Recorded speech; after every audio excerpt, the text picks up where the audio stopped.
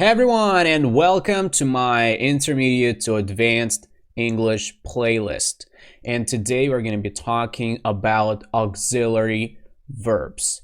It should be already clear what auxiliary verbs are, and they can be also called helping verbs. So they help us make particular sentences such as questions or negative sentences.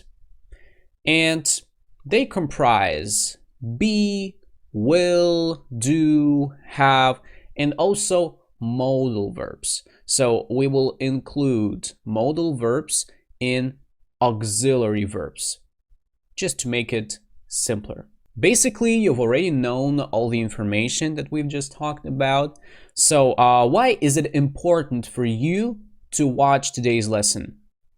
Just because now we're going to be talking about functions that auxiliary verbs may perform in a sentence. It's going to be really interesting. So let's go to the first function. I like cats, but my mom doesn't. So we use this auxiliary to avoid repeating the main verb, which is like.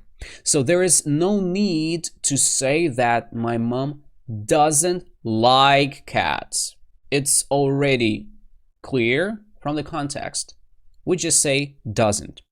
Of course, it's not a mistake to say the same verb again. But as I said in the previous lesson, now we are going away from that kindergarten type of sentences. Okay, we just don't need to repeat the same verb because it's already clear from the context, as I said. But be careful. Be careful that the auxiliary also changes. It changes according to the main verb right here. For example, I'm coming to the party, but Sam isn't. Not doesn't, not didn't, isn't. Just because of the present continuous that I have used in the first part. But it basically bears the same meaning. So I am coming, but Sam isn't coming. It's already clear from the context which verb we mean. Another example, I can play the guitar, but Jim can't. So it's just a modal verb and it works the same. So once we use can, we have it in the second part too, but we just make a negative form. I can, but Jim can't. So let's go to function number 2. Let me read this dialogue. This movie was fantastic. I liked it. So did I. And now the question. Why do you think we use the highlighted auxiliary here?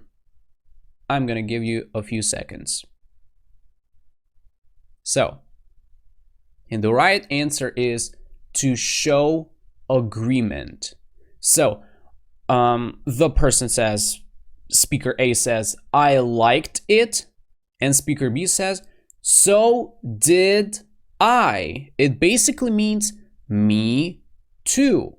But again, me too is really easy to say.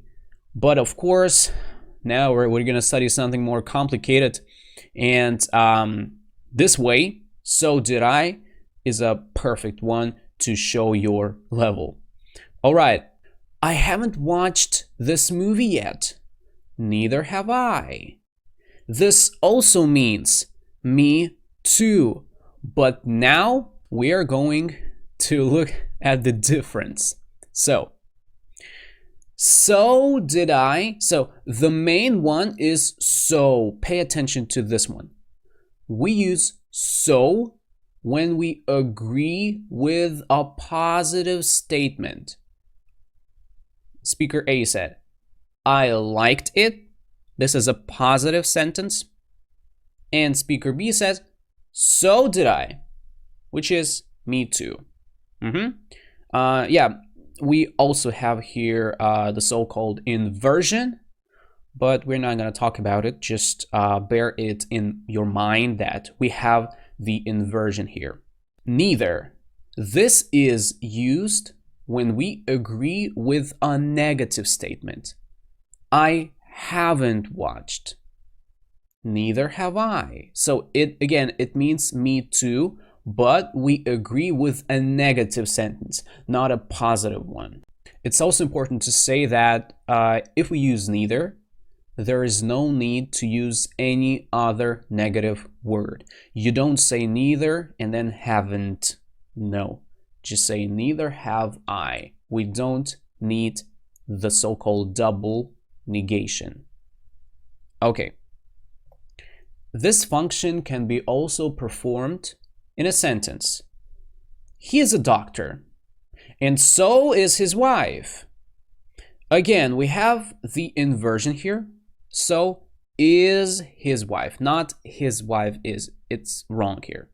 So is his wife. So his wife is also a doctor. So I hope you got this one.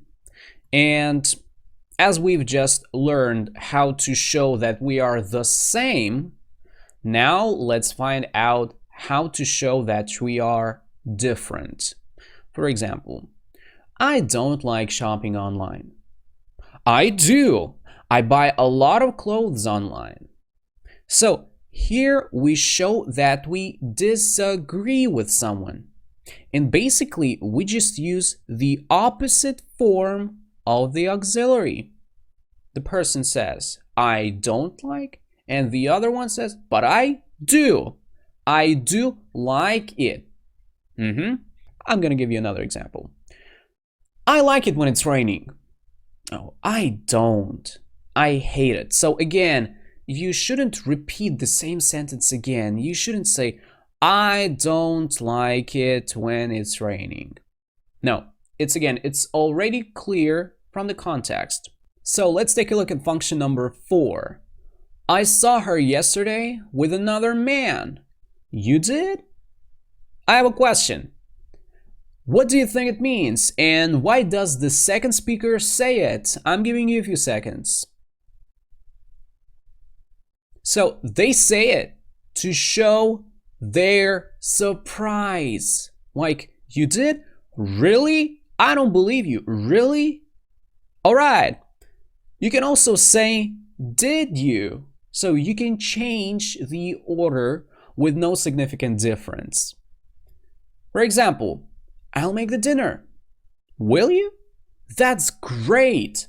So we say like, really?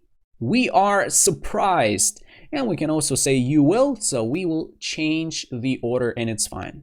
So function 5, you didn't lock the door. I did lock it. So this usage is more typical of spoken rather than written English, and we add an auxiliary verb to emphasize the main verb, which is lock. So we want to make the main verb stronger. And we can basically change did into really. So I really did it. Like this. I really locked it. But please don't forget that the auxiliary takes the ed ending from the main verb. And when you say really, so this ending comes back. Well, let's have another example. She isn't going to the party tonight. She is going. I just talked to her. So we also have to highlight the auxiliary with your voice to accentuate it. Otherwise, it doesn't make much sense. So the last function is function 6. You won't forget, will you? So what can you say? Well, it's just a usual tag question, nothing more, but I decided to include it in here because many people forget about this, and we use it just to check information. Well, as simple as that. So the main rule is if at the beginning you have a negative verb, so you have to make a positive one at the end of the sentence, and vice versa, like this. She can speak Italian, can't she? So we say she can, this is a positive one. We say can she at the end, so we make a negative one out of it. So we've studied the 6 functions of auxiliary verbs that will definitely help you perfect your level in English. And probably you've noticed that I had many dialogue examples. So this means that this is a very spoken topic. And now I'm going to shift into Russian and offer you something that will make this lesson even more valuable. Предлагаю вам забрать эту презентацию для повторения материала, также банк с заданиями и ответы к этим заданиям, чтобы хорошенько отпрактиковать все аспекты, которые мы разобрали сегодня. Напишите, пожалуйста, боту по ссылке в описании или в закрепленном комментарии, и давайте будем практиковаться. So that's pretty much all. Thanks a lot, and I'm going to see you in my next videos. See you.